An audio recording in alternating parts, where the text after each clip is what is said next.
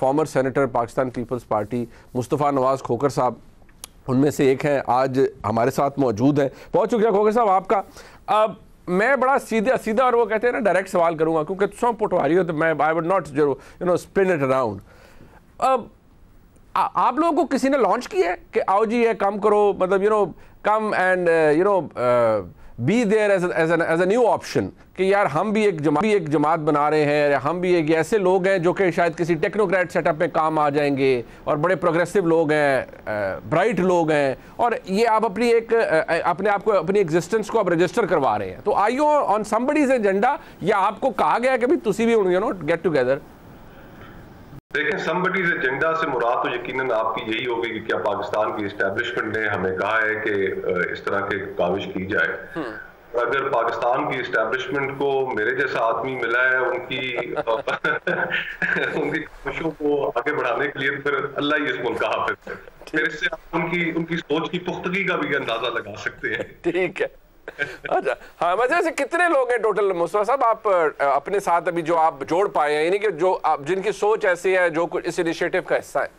देखिए, गुजारिश ये है कि आपने शायद खाकान अब्बासी साहब का जिक्र किया। उनका एक ऑनरेबल आदमी है, उनका एक बड़ा एक्सपीरियंस है इस मुल्क की गवर्नेंस के हवाले से। इस मुल्क के वजीर आजम रहे हैं, मुतअद्दिद दफा वफाकी वजीर भी रहे हैं, और उनकी तरफ से जो आपने फैसल वाडा की अभी गुफ्तगू सुनाई, वाज़िया तौर पे उन्होंने तरदीद भी की इसकी। लेकिन हमारा, क्योंकि हम माजरत के साथ over the last couple of decades, और खुसूसन इन पिछले 4-5 सालों में 7 सालों में जो हमारी सियासत रही है, उसमें हमारे जहन इस तरह से कंडीशन कर दिए गए हैं कि हम किसी भी ऑर्गेनिक चीज को फेस वैल्यू पर लेने के लिए तैयार ही नहीं होते। शाह दौले के चूहे बना दिया गया है कि जो एस्टेब्लिशमेंट हर चीज के ऊपर हम ये सोचते हैं कि हाँ जरूर इसके पीछे कोई कुव्वतें कार फरमा होंगी, लेकिन ये एक ऐसा माशरा है पाकिस्तान का कि जिसके अंदर फ्लेम जो है जो वो कोई ना कोई उसको लेकर चलता रहता है, चाहे आवाज छोटी हो, महदूद हो, नहीफ हो, बड़ी हो, कमजोर हो, ताकतवर हो। इस खित्ते में, इस बरे-सगीर के इस खित्ते में हम बात करने के आदी हैं। हम अपने इस खित्ते में अपने एहसासात को नुमायां करने के आदी हैं। हम बिल्कुल चुप करके रहने के आदी नहीं है। यहाँ पर बहुत बड़ी, अगर मजहबी हवाले से आप देख लें तो सूफीइज्म जो उभर कर सामने आया, बाबा बुल्ले शाह की आप पोइट्री देखें तो वो सब उन्होंने रिलीजियस ऑर्थोडॉक्सी को चैलेंज कर दिया, सूफिया इकराम ने चैलेंज कर दिया। तो हमारे यहाँ ये तसव्वुर कर लेना अनफॉर्चुनेट है कि ऑर्गेनिकली कोई चीज नहीं हो सकती। हम इस माशरे के बासी हैं, हम इस मुल्क के अंदर तब्दीली देखना चाहते हैं। मेरे बच्चों ने इस मुल्क में रहना है, इंशाल्लाह उनके बच्चों ने इस मुल्क में रहना है। हमने इस मुल्क को बेहतर बनाना है। आज इस मुल्क में 22 करोड़ जो हमारी आबादी है, ये 22 करोड़ आबादी के लिए हम इस मुल्क को क्या चला पाए हैं? आपने खुद अभी कहा, अपने इंट्रो में कहा कि ये खबर नहीं है, ये हकीकत है कि इस मुल्क की जो मैशत है वो मेल्ट डाउन की तरफ जा रही है, मेल्ट डाउन की तरफ जा चुकी है। इसी तरह हमारी सियासत मेल्ट डाउन की तरफ जा चुकी है। खुदा न खास्ता हम एक इम्प्लोजन की तरफ बढ़ रहे हैं। हमारी सोसाइटी डीजेनरेट हो रही है। इतनी डिविसिव माहौल है, गालम गलोच वाला माहौल है, इतनी पोलराइज सोसाइटी है कि इसमें सियासतदान और सियासी जमातें पावर पॉलिटिक्स से आगे देख ही नहीं पा रही हैं। और इन हालात में अगर कोई एक शख्स इस हालात के ऊपर नाला हो, उसके दिल के अंदर दर्द उठे और कुछ लोग आपस में गुफ्तगू करें और बतौर सियासतदान एक तरीका अपनाएं कि यार हमने एक बायपार्टिसन तरीके से एक सोच को सामने लेकर आना है, इश्यूज की सियासत को नेशनल कॉन्वर्सेशन का हिस्सा बनाना है, तो उसके ऊपर भी अगर ये सोचा जाए कि ये कहीं से इसको कहा गया है शुरू करने का, जाती होगी। अब हम जहां जा रहे हैं बलूचिस्तान। अच्छा खोखर साहब, एक बात है, अब जैसे है ना कि एक सवाल लोगों के, आपने दुरुस्त कहा कि शायद हम चीज़ों को फेस वैल्यू पे नहीं लेते, शायद प्रॉब्ली हम कंडीशन ही खुद को हमने इस तरह कर लिया है, ये बात दुरुस्त है। लेकिन वो शायद लोग इसलिए भी इंट्रीग्ड होते हैं कि वो लोग जो कि आप हैं या डॉक्टर मिफ्ता इस्माइल साहब हैं, वो लोग पढ़े लिखे लोग, प्रोग्रेसिव लोग, लेकिन जो अपनी जमातों में रहे, उनकी आवाज़ सुनी नहीं गई, आवाज़ दब गई, वो साइड लाइन हो गए और फिर शायद उन जमातों के बिल्कुल किसी बिल्कुल फैग एंड पे आके बैठ गए और शायद जमात से निकल भी गए।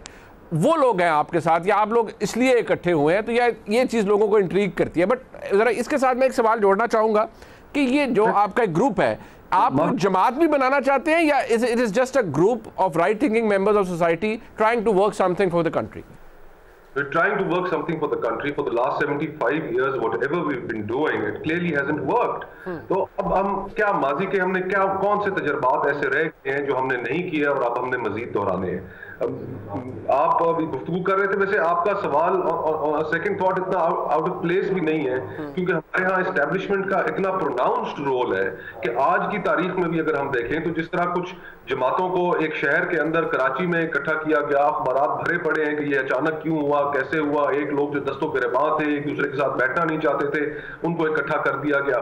फिर इसी तरह एक मखसूस जमात से एक और मखसूस जमात में जो लोगों का सफर है सियासी वो जारी है। तो ठीक है, आई कैन अंडरस्टैंड कि यू कमिंग फ्रॉम, क्योंकि हमारा माहौल ऐसा बन गया है कि जिसके अंदर हम ये तसव्वुर करने से अब और एग्जांपल्स भी मौजूद हैं, लेकिन ये तसव्वुर जरूर कीजिए कि पाकिस्तान में ऐसे लोग अभी भी मौजूद हैं, आपके मीडिया के अंदर मौजूद हैं कि जिन्होंने सख्त से सख्त माहौल के अंदर भी जो उनके ऊपर प्रेशर्स थे उनको नहीं माना।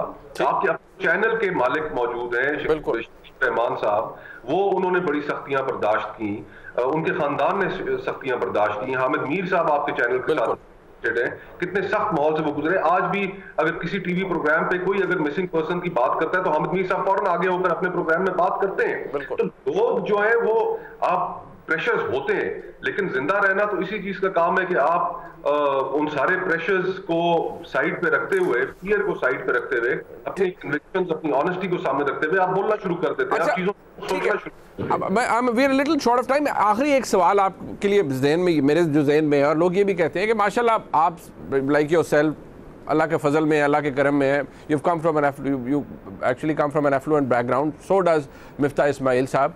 सेमिनार्स होल्ड करके पाकिस्तान की आवाम का क्या फ़ायदा हो सकता है? ये लोग ये भी क्रिटिसाइज़ करते हैं कि ये एक बड़ी फैशनेबल सा एक काम है कि सेमिनार्स करें, बड़े बड़े लोगों को बुलाएं, तकरीरें करवाएं, डिस्कशंस करें, बट हासिल जमा शायद कुछ नहीं होता। तो how is it going to benefit a common Pakistani?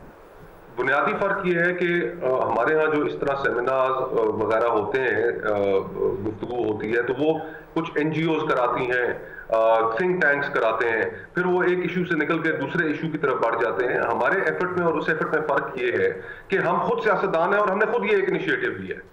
हम किसी NGO के साथ एसोसिएटेड नहीं है, हमें किसी ने कहा नहीं है, हम किसी एस्टेब्लिशमेंट के एजेंडे के ऊपर नहीं है, हमने खुद से ये एफर्ट लिया। फर्क एक ही है। दूसरा, इसके अंदर जो एक्सपीरियंस लोग हैं, जिस तरह फवाद हसन फवाद साहब हैं, ब्यूरोक्रेसी का एक बड़ा उनका एक्सपीरियंस है। शाहिद खान अब्बासी साहब हैं, बतौर वजीर आजम रहे, तो हम मिफ्ता हैं जो वजीर खजाना रहे, तो मुल्क के मसाइल का और इशूज का और प्रॉब्लम्स का हमें पता है। अब फॉर एग्जाम्पल मैं आपको बलोचिस्तान की एग्जाम्पल दूं कि अगर स्ट्रक्चरली हमने बलोचिस्तान को एड्रेस करना है, तो मैं आपसे सवाल पूछता हूं कि उनकी 17 सीटें बलोचिस्तान की जो कौमी असेंबली के अंदर हैं, वो किसी पार्टी के लिए कोई नेशनल एजेंडा के अंदर मान ही नहीं रखती कि यार 17 सीटें तो चलो लाहौर और कराची की तकरीबन इतनी सीटें हैं। इस स्ट्रक्चरल इम्बैलेंस को एड्रेस करना पड़ेगा कि वो लोग यहाँ की जो नेशनल नैरेटिव है उसके अंदर जेल इन हो सके, और इसको कैसे एड्रेस करना है। अब ये चीजें वैसे आप नहीं सुनेंगे, अब माइनॉरिटी वीटो का एक कॉन्सेप्ट है। माइनॉरिटी वीटो दुनिया में कुछ जगह में इस्तेमाल हुआ कि जहां पे माइनॉरिटीज के जो बहुत कम तादाद के लोग थे, उनके राइट को प्रोटेक्ट करने के लिए उन्हें एक बड़ा हिस्सा दिया गया। तो हम ये क्यों नहीं कर सकते पाकिस्तान को परोने के लिए, पाकिस्तान को बेहतर करने के लिए बलूचिस्तान के कॉन्टेक्स्ट में? लेकिन इसके ऊपर कौन बात करता है? अब शायद खान अब्बासी बात करेगा तो ये एक नेशनल इशू बनेगा, नेशनल कॉन्वर्सेशन का हिस्सा बनेगा। अगर मिफ्ता वहां के जो नेचुरल रिसोर्सेज है, रिकोडिक है, उनकी जो कोस्ट लाइन है, जो फिशिंग का जो वहां पे पोटेंशियल है, जो गवादर की इंटरनेशनल पॉलिटिक्स के अंदर अहमियत है, जब उसकी हम इकोनॉमिक चीज का अंदाजा करेंगे, उस इकोनॉमिक इंपॉर्टेंस का अंदाजा करते हुए कि पाकिस्तान के मफादात उनके साथ कितने जुड़े हैं, ना कि उनके मफादात को हम अपने साथ उस लेंस में देखें, तो बहुत कुछ किया जा सकता है, बहुत कुछ इश्यूज को नेशनल कॉन्वर्सेशन का हिस्सा बनाया जा सकता है। इसी तरह हम खैबर पख्तूनख्वा जाएंगे, दहशतगर्दी के मुतालिक वहां पे लोगों में एक बहुत बड़ा इस्तराब है, उसके ऊपर बात होगी। कराची आएंगे, वहां पर मेशत के ऊपर बात होगी। कारोबारी तबका सारा अब इस वक्त लहूलुहान पड़ा है, LCs नहीं खुल रही, उनके डॉलर्स नहीं मिल रहे, तो हर जगह एक मेल्ट डाउन की सी कैफियत है। हम ग्रेजुअली इम्प्लोजन की तरफ बढ़े और हम अपनी नेशनल रिस्पॉन्सिबिलिटी के इस मुल्क ने हमें इतना कुछ दिया है, अगर हम कुछ पॉजिटिवली कंट्रीब्यूट कर सकते हैं तो हमें आगे बढ़ के कंट्रीब्यूट करना चाहिए। इसके पीछे सिर्फ ये सोच